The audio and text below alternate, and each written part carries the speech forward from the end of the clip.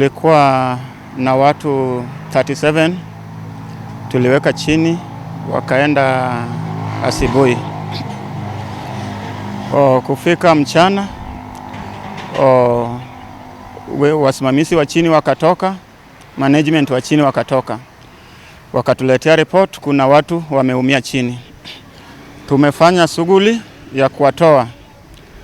Tukapata backup na wenzetu wenye wako karibu na Upendo wote wakatupea nguvu hadi tumetoa hao wote. Sasa watu 31 walitoka wakiwa sawa, wameenda nyumbani, na watu 6 tumekuja nayo OC hapa Mukumu.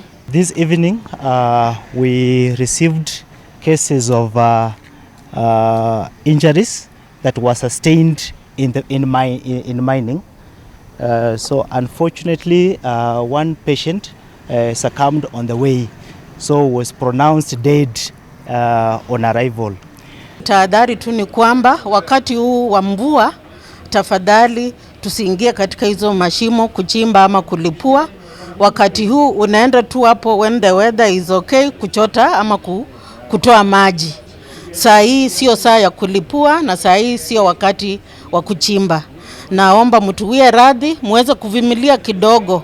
Mvua ikishaisha, alafu kisha mtarudi ndani. But we still need more support in terms of technical and capacity building from national government towards supporting RTC.